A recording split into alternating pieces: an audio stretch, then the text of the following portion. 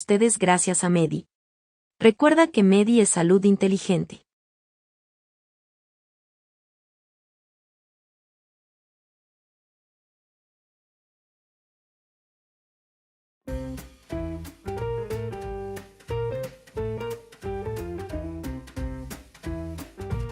Hola, muy buenas tardes. Bienvenidos una vez más al podcast Hablemos sin Bata. El día de hoy nos acompaña el doctor Miguel Varela, ya ha estado con nosotros en capítulos anteriores y pues yo también voy a estar aquí platicando un poquito sobre el tema del autismo, que es un tema que este mes vamos a estar escuchando mucha información por bastantes lugares y pues hay muchas dudas y creo que sin duda es importante poder platicar un poquito más al respecto. Pero bueno, ¿cómo has estado, Miguel? Bien, bien, Daniel, qué gusto en saludarte y gracias por la invitación. La vez pasada platicamos un poquito de trisomía 21 y como bien dices, ahorita estamos en los días en donde se habla del autismo, ¿no? Como parte de todos estos trastornos que es muy importante conocer y entender. Gracias por la invitación.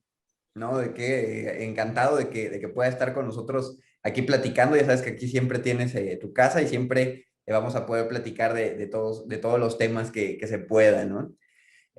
Pues si te parece, pues vamos comenzando de una vez. Seguimos con la dinámica de todos los capítulos. Explicamos brevemente un poco cómo le explicaríamos a nuestros pacientes o cómo le explicamos a nuestros pacientes en qué consiste el autismo y poder destacar los puntos que consideramos de mayor interés o importantes no olvidar. Y de ahí nos vamos a contestar directamente las preguntas que nos han hecho llegar las personas. ¿Qué te parece? Perfecto, me parece muy bien. Tú empiezas.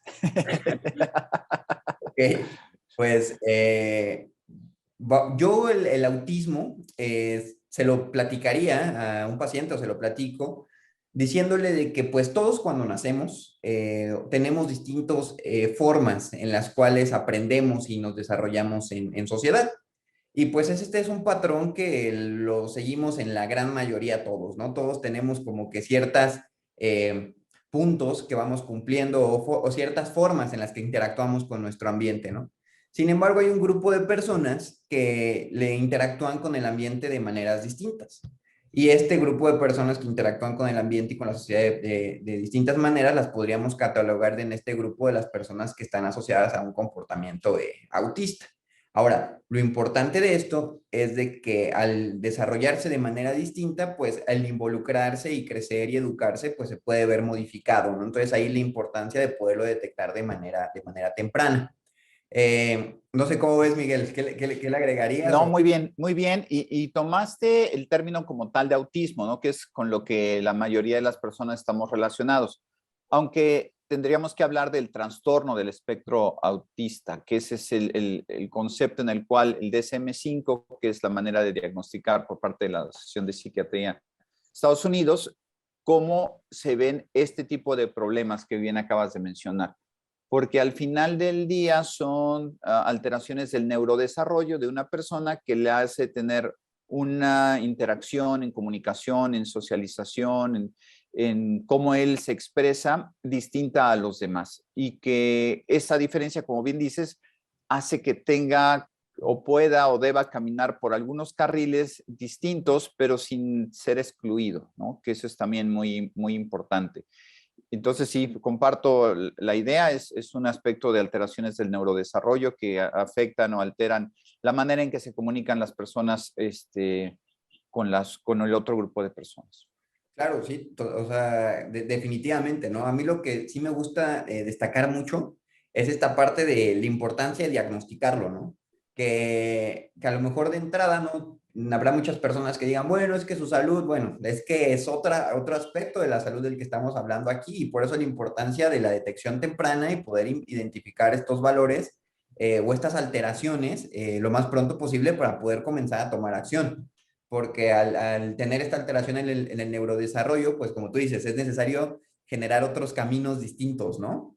Entonces, estamos hablando de un tema bien interesante, relativamente muy nuevo, en que se está comenzando a explorar de esta manera, tan nuevo que no está claro todavía qué factores son los que son 100% los que lo provocan, pero bueno, ya iremos platicando poco a poco, ¿no? Entonces, ¿te parece? Mira, justo, la primera pregunta que tenemos es tal cual. qué es el autismo y por qué sucede, ¿no? Entonces, no sé si quieras comenzar a platicar un poquito de estas causas y de lo que sabemos al respecto. Sí, como te decía, hay que hablar del trastorno del espectro autista Ujú. y básicamente es un trastorno muy común del neurodesarrollo, muy común, como que en Estados Unidos, en los últimos datos, se considera que uno de cada 59 niños tiene este trastorno, entonces no es algo menor. Si hablamos de un grupo del colegio que puede ser de 60 alumnos, hay uno ahí, si tenemos esa referencia. Pero básicamente se debe o se puede considerar asociado a muchos factores, no a uno solo de manera exclusiva, como hablamos de la trisomía 21, que es un cromosoma en exceso. Aquí no, aquí hay otra serie de factores involucrados y eso es lo que se considera como trastorno del espectro autista. Y esa es una nueva definición, y me adelanto a mencionar, que sirvió como para poder reclasificar o poner como en un mismo lugar a otros aspectos como el Asperger, el autismo de manera separada, y entonces involucrarlos a todos dentro de esta situación en la medida de que se van a ir manifestando los diferentes problemas o las diferentes alteraciones. Claro, que creo que ahorita, y te agradezco mucho que le hagas hincapié en esta parte porque es importante referirnos así, como tú lo dices, ¿no? El trastorno del espectro autista. No es como que, el autista o el Asperger, no, esta clasificación engloba todo esto, pero ya poder llegar a este punto de decir, exactamente es esto, ya involucra una supervisión y manejo médico ya de alto nivel, ¿no? Es muy complicado que en la consulta de primer contacto te puedan llevar a esta clasificación final. No sé si ahí estoy No, está bien, pero cada médico o cada contacto que se tiene con estos pacientes tiene una responsabilidad. Te Ujú. decía que antes había los subtipos, se hablaba de trastorno autista, síndrome de Asperger o trastornos generalizados del desarrollo. Entonces, algunos niños quedaban, ese era el DSM-4, o sea, el previo a este diagnóstico de manual de desórdenes mentales, que es el que se utiliza. Entonces, si tenías un paciente que tenía datos de Asperger, lo clasificabas así. Si lo tenías como más datos de autismo, lo clasificabas así. Pero era muy ambiguo, muy subjetivo. Ahora todos ellos son trastornos del espectro autista y lo que te interesa mucho es identificar qué áreas de su neurodesarrollo están con problemas. Claro, que aquí nos hacen llegar la pregunta, o sea, entonces, ¿cuál sería la forma correcta de referirnos a este tipo de pacientes? O sea, ¿cómo en el ambiente cotidiano o familiar, qué sería lo correcto, ¿no? Mira, se usan mucho las tres letras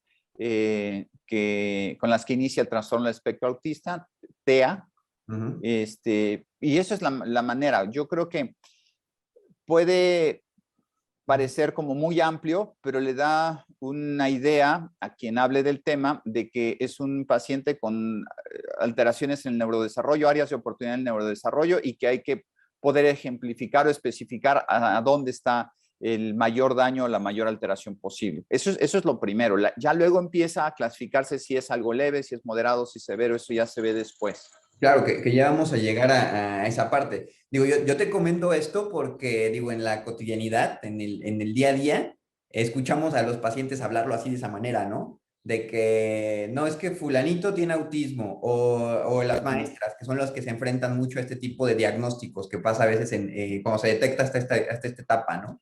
Tengo tantos pacientes tantos alumnos con autismo.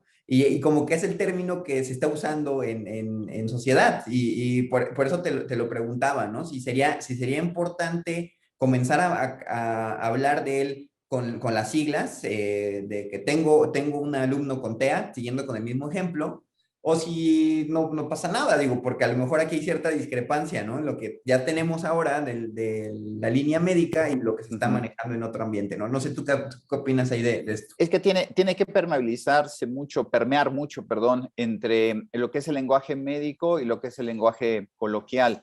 Y como este cambio, pues va de la mano de educación, pues todavía va a llevar un poquito de tiempo. Por ejemplo, la Organización Mundial de la Salud, en el Código Internacional de Enfermedades, en el 11, que es el último, ya te habla que, por ejemplo, sí pone trastorno del espectro autista, pero además le pone si hay un trastorno del desarrollo intelectual o no lo hay.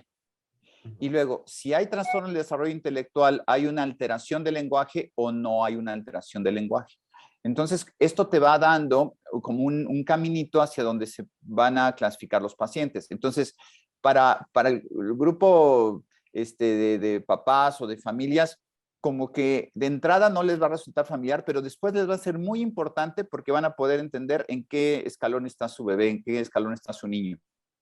Totalmente de acuerdo, ¿no? Entonces, como tú dices, la importancia de comenzar a permear este tipo de comunicación, porque sin Sí, duda, al final estos últimos eslabones que tú platicas son los que terminan teniendo muchísimo mayor impacto, ¿no? En la sí. evolución del pequeñito, ¿no? Y en las decisiones precisas sobre su tratamiento, ¿no? Entonces, está bien interesante y como les comentaba a todos los que nos están escuchando, estamos abordando el tema de esta manera porque es un tema relativamente nuevo, pero hace unos años también se bombardeó mucho del tema y es importante saber en dónde estamos, ¿no? Y aclarar todas estas dudas y comenzar a generar buenas prácticas con las enfermedades, que eso también es importante, ¿no? Cómo lo comunicamos, que creo que eso es clave, ¿no? Que nos ha faltado en muchas enfermedades este aspecto educativo, por decirlo de alguna forma. Y la segunda pregunta que tenemos, que directamente te voy a pedir que tú la contestes, Miguel, dado que tú eres el experto. Yo voy a intentar aquí, más bien yo me voy a poner del lado, porque estoy de ese lado, la realidad en esta sobrecarga de información que a veces nos llega y los datos precisos, pues definitivamente tú los traes, ¿no? Tengo aquí la siguiente que dice, ¿cómo saber si mi hijo tiene autismo, no? Entonces, no sé si pudieras platicarme un poquito desde las primeras etapas, bueno, o yo te voy preguntando si no tienes inconveniente. Como tú gustes. Porque, mira, así como o sea, el papá pregunta, bueno, ¿tiene o no tiene autismo? Pero el primer punto o la primera pregunta y que tiene que realizar ese diagnóstico el médico de primer contacto es establecer, ¿hay una alteración en el neurodesarrollo o no la hay? ¿Y de qué estamos hablando aquí? Los pacientes en el neurodesarrollo se mide su motricidad fina, su motricidad gruesa, se mide su lenguaje, se mide su socialización. Y en esos 4 puntos, si cumple todo de acuerdo a lo que está establecido por edad y no hay deficiencia ni alteración, pues entonces no entra ya al siguiente escalón. Pero si entra en algún escalón, entonces de ahí tienes que definir, ok, sí hay un trastorno del neurodesarrollo. Ahora, este trastorno del neurodesarrollo, tengo que establecer si se trata de un trastorno del espectro autista. Entonces, ese diagnóstico ya lo realiza un neurólogo, un pediatra con especialización en neurodesarrollo, equipos que están muy profesionales en los aspectos de seguimiento de trastornos del neurodesarrollo. Eso se hace ya en un siguiente proceso. Y si ellos deciden que sí es un paciente que tiene un trastorno, hacer una detección del trastorno del espectro autista, entonces pasa a un siguiente nivel en donde ya se hace una valoración específica, en donde entran tanto aspectos genéticos, de neuroimagen, etcétera, para buscar si existe alguna variante o alguna alteración que pudiera dar lo que llamamos etiología del trastorno, ¿no? Entonces, esa es la secuencia. La gran responsabilidad está en la primera etapa, que son los primeros meses, digamos los primeros 2 años, de estar vigilando el neurodesarrollo. No sé si con esto más o menos te contesto, Daniel, lo que me preguntaban. Totalmente, totalmente. Y como termina cerrando el comentario, ¿no? Que la parte bien importante y que queda del lado de los papás es poder identificar al principio si el hijo o el pacientito está teniendo esta alteración en el neurodesarrollo, ¿no? En cualquiera de estos 4 pilares. Ahí no sé si tú tengas alguna especie de dato que los papás puedan buscar como para saber si se está teniendo esta alteración, ¿no? Sí, porque normalmente un bebito tiene que ir a sus controles de crecimiento y desarrollo durante los primeros 6 meses, al menos cada mes. Y después de los 6 meses, siquiera cada 2 meses, y entre el primer año y el segundo año, cada 2 o 3 meses, de manera general. Pero hay ciertos momentos muy importantes para evaluar el neurodesarrollo. Entonces, uno es el que a los 9, 18 y 30 meses se haga una evaluación del neurodesarrollo puntualmente y en específico en el mes 18 y en el mes 24, tratar de establecer si cumple criterios de detección de las espectro autista. Entonces, son edades, y decías hace ratito, la premura o la rapidez de un diagnóstico permite tener una mayor intervención y un mejor pronóstico. Entonces, sí tiene que ver mucho esos primeros 2 años. Ok, pero algo, perdón que intente indagar un poquito más, pero, o sea, entiendo que este es el aspecto de la importancia de llevar la periodicidad de acudir al pediatra, ¿no? Y el pediatra de manera integral valora todo el desarrollo del pequeño y definitivamente el neurodesarrollo es de las principales cosas que se valoran. Sin embargo, la realidad es de que lamentablemente creo que hay un gran porcentaje de muchos pacientes pediátricos en donde los papás muchas veces no se permiten estar llevando de manera regular a sus pequeñitos a la consulta del pediatra, ¿no? Que sabemos que es el escenario ideal. Para esos casos que se deben de evitar cada vez más, que se deben de acercar cada vez más al pediatra, ¿hay algo que ellos puedan identificar que pueda desencadenar este trigger o esta intención de decir, ok, algo aquí no me está checando? Digo, a lo mejor en los casos ya más avanzados va a ser muchísimo más evidente, ¿no? Cuando ya se tiene algún otro tipo de alteración o se va a detectar hasta que el pequeñito ya creció, ¿no? O sea, que yo ahí me refiero, o sea, en esos casos, en estos pequeñitos que comienzan a tener alteraciones, pero a lo mejor no son tan evidentes, ¿en qué cosas es importante fijarse, no? Muchos de los padres primerizos a lo mejor que no pueden comparar el desarrollo de su hijo con un hijo previo. Creo que hay muchos datos que a veces salen, ¿no? Y que podrían desencadenar este interés por llevarlos al pediatra. Claro.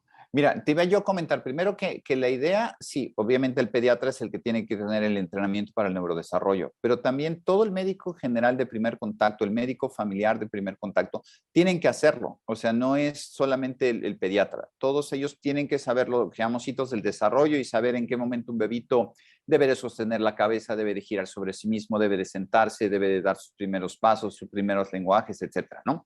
Entonces, pero partiendo de lo que tú dices, muchas veces muchos papás no los llevan a esa vigilancia, si acaso los llevan a vacuna o los llevan cuando se enferman. Entonces decía hace un ratito, hay edades en donde es muy importante decir, a ver, ya tienes 9 meses, ¿cómo vas? Ya tienes 18 meses, ¿cómo vas? Ya tienes 24 meses, ¿cómo vas en neurodesarrollo? O sea, son edades importantes. Pero ¿qué buscar como le llama CDC, banderas rojas, datos de alarma? Si un bebito a los 12 meses no responde a su nombre, alarma. Si a los 14 meses no señala objetos para mostrar interés, o sea, que un objeto llame su atención, alarma. Si a los 18 meses no hace por crear escenarios de imitación en donde él crea sus propias historias y arma sus carritos y tiene sus diálogos con sus muñecos y hace toda una historia ahí de juego y de involucrar a otras personas, si él no lo hace, si no finge eso, que es algo natural en el lactante mayor, aguas, bandera roja. Pero ya de manera general, y dependiendo de las edades, cuando un bebito no hace un buen contacto visual, y que eso es una de las dos cosas que más llama la atención. Tú le hablas a una persona y esa persona pues busca tus ojos o busca tu cara y establece una interacción. Cuando eso no sucede en un bebé que tú le llamas y que no hace interacción visual, aguas. Si tiene un retraso en el habla o en el lenguaje, cuidado. Si hace como una repetición constante de la misma palabra una y otra vez, cuidado. Si le preguntaste algo y te contesta otra cosa, cuidado. Si de pronto tiene como mucha obsesión en hacer algo, lo mismo, cuidado, ¿no? Entonces, esas serían como conceptos generales de tomar en cuenta. Y estamos hablando de los primeros 2 años. Por ahí va más o menos, Daniel, ¿verdad? O sea, porque sí, Claro. tienes toda la razón. Muchos no van a su control del niño sano o lo que es el crecimiento y desarrollo de manera normal. Claro, no, valiosísimo todo esto que platicas. O sea, yo sé que sin duda, o sea, ya ayuda a tener a veces una guía, porque no hay, o sea, a veces como padres creo que es complejo cuando estás teniendo un nuevo niño en casa, todo lo que tienes que cuidar y a veces no sabes qué es lo que está bien, qué es lo que está mal. Entonces yo sé que sin duda eso que nos acabas de comentar va a ayudar bastante, ¿no? Bastante, bastante. Y aquí la siguiente pregunta ya nos ha hecho bastante hincapié en eso, que es la que venía. Igual si quieres aportar algo más me dices, si no nos pasamos a la que sigue, pero dice, mi hijo puede tener un grado leve de autismo, pues creo que ya dejaste claro pues que sí, ¿no? Que son distintos. Bueno, está a lo mejor un poco mal planteada la pregunta por como hemos establecido, pero sería, mi hijo puede tener un grado leve de alteración con respecto al espectro autista, ya nos has contestado pues, que sí, ¿no? Sí, porque ahí decíamos, primero lo clasificas según el DSM-5 y luego dices qué grado o la severidad. Entonces, si tiene un grado 1, dices es un bebé que necesita ayuda. Si tiene un grado 2, necesita una ayuda que se le considera notable, así se menciona en la literatura. La literatura quiere decir que requiere un poco más de ayuda que el grado anterior. Y un grado 3 necesita una ayuda muy notable, es decir, tiene muchas áreas de oportunidad y hay que trabajar intensamente con él. Entonces serían los 3 grandes grupos, pero ya clasificado como trastorno del espectro autista.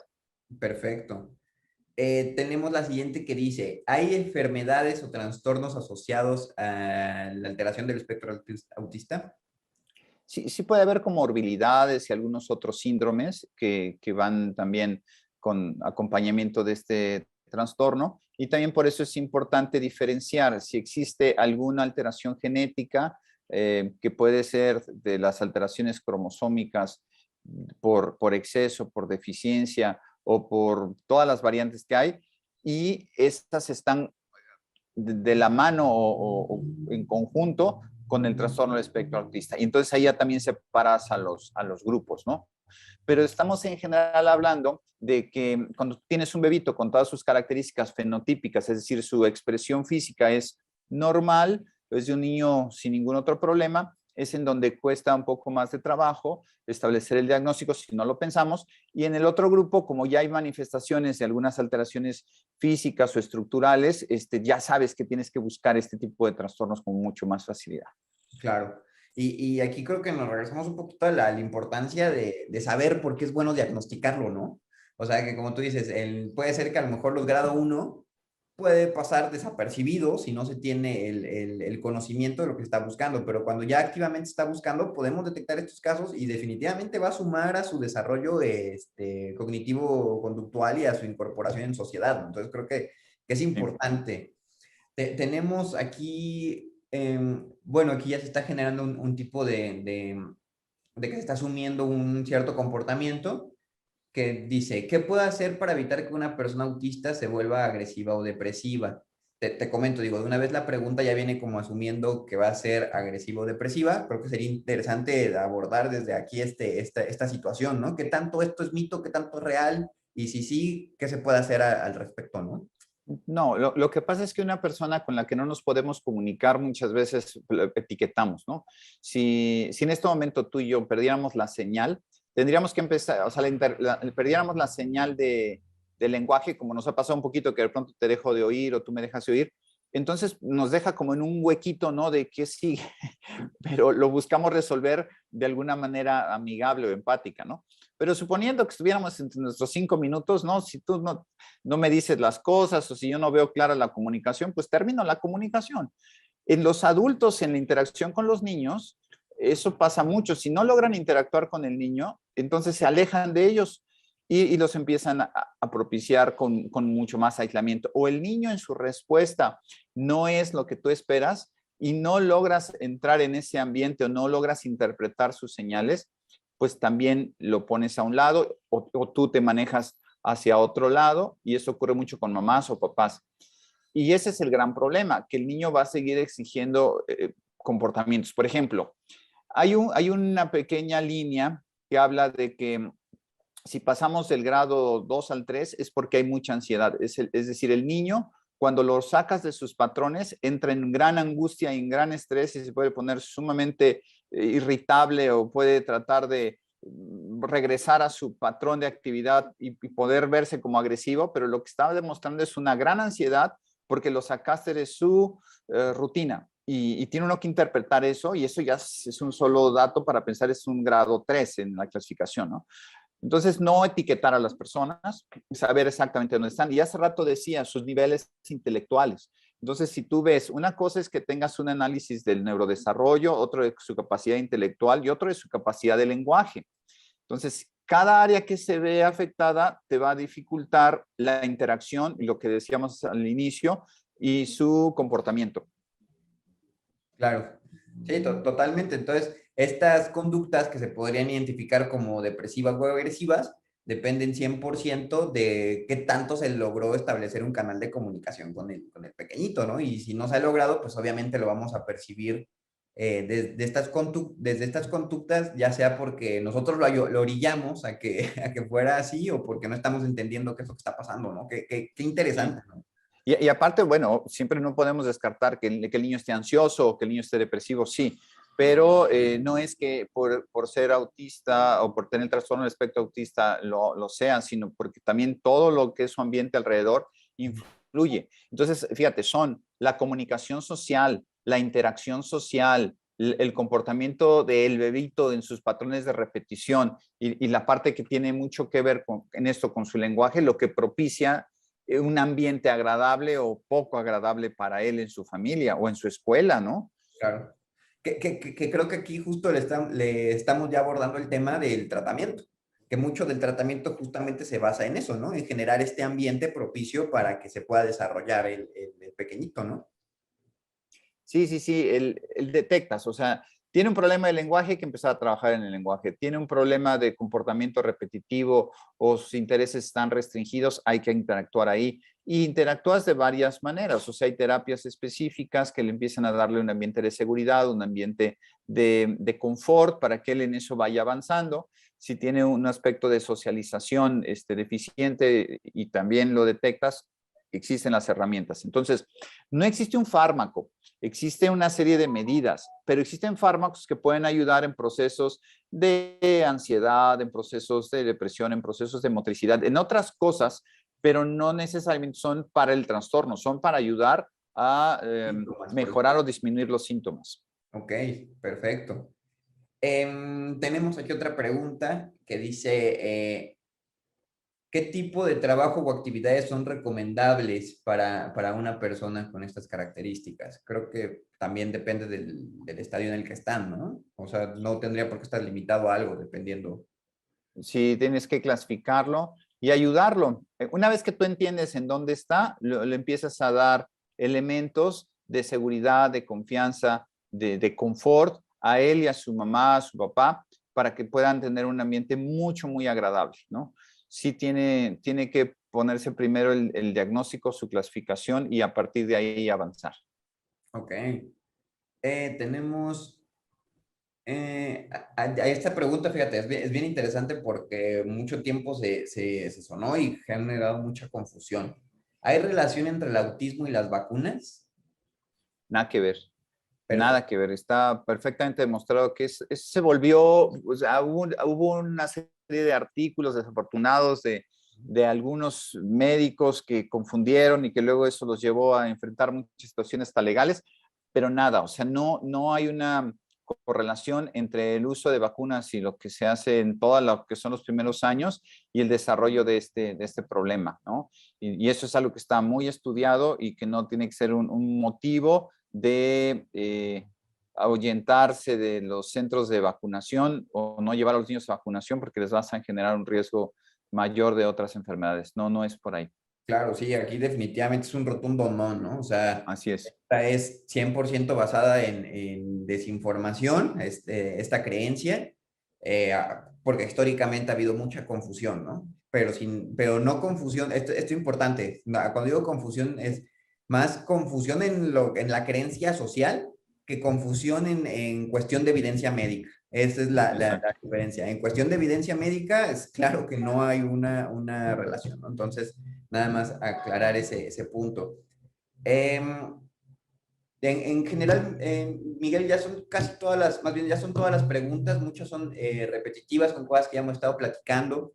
Sé que este tema es bastante amplio, que a lo mejor ya en cada caso particular va a haber muchas preguntas ya específicas, ¿no? De la situación en la que están, pero como lo hemos comentado también en capítulos anteriores, es que no hay enfermedades, sino que hay pacientes y se tiene que abordar al paciente en lo particular. Por eso Es súper recomendable que aquí, como quedó en esta plática bastante claro, el seguir el control de las consultas con el médico pediatra, darle seguimiento, de siempre estar un paso adelante de lo que depara y poder generar este cuidado de nuestra salud desde la niñez, ¿no? Y hacerse el hábito que acudir al médico no va totalmente relacionado con lidiar con enfermedades, que es lo que tú decías, van hasta el pediatra ya que están enfermos y que no, o sea, que es parte de llevar un control continuo, ¿no? Pero no sé, algo más que nos quieras comentar sobre este tema. Te compartí en el chat un link que es un link que es un navegador de autismo que se puede traducir al español y que puede ser muy útil para todos los que quieran conocer un poquito más. Existen muchas herramientas, muchos instrumentos que también utiliza el área médica para empezar a evaluar primero el neurodesarrollo y luego clasificar con algunos tests si tienen los patrones que hablamos, que son las alteraciones en la comunicación o en la interacción, que son los grandes dominios. Entonces, sí es importante eso. Y la otra es recordar los tres grandes niveles que decíamos, la detección del neurodesarrollo, la detección del trastorno espectro autista y el diagnóstico específico. Ahí en el diagnóstico específico ya empiezan las pruebas que pueden ser costosas, que pueden ser microarreglos de RNA que nos pueden llevar a conocer alteraciones cromosómicas específicas, un tema muy interesante y que empiezan a ser parte de los estudios de biología molecular. Y también los estudios de imagen con resonancia magnética que te permiten medir si existe o no alguna alteración en corteza, a veces no tan específicos, pero muy útiles. Pero no quiere decir que eso es lo que necesitas para hacer el diagnóstico, el proceso de detección. No confundirlo. Porque el paciente, desde que tú empiezas a ver su neurodesarrollo, tú intervienes, estimulación temprana, y ya luego te vas con mucho más especificidad de acuerdo a lo que vas detectando. Entonces, no se requiere una inversión de pruebas o pensar en que debemos tener un medicamento costoso, se requiere un orden de su atención. Eso sería lo que yo ofertaría que recordemos todos, tanto el personal de salud como los papás. No, excelente aportación. Sin duda aquí la liga que me compartiste la vamos a dejar aquí en los comentarios para que las personas que quieran explorarla y conocer más al respecto, pues ahí la tengan accesible. Y pues muchísimas gracias por esta última aportación y por todas las que nos has hecho. En verdad, creo que lo último es importantísimo, importantísimo. O sea, ese aspecto del orden en la atención, ¿no? Y de que sí hay muchas herramientas, pero la parte clínica sigue estando ahí, que hay que seguir tomándole en cuenta que sigue siendo el gold standard en el diagnóstico. El otro nos puede ayudar o orientar, pero es posible llevar el manejo sin que sea una enfermedad, gracias a Dios, tan costosa de lidiar y de permitir que el pequeñito se desarrolle en sociedad y que pueda convivir en el ambiente familiar como lo necesita, ¿no? Así es, totalmente de acuerdo.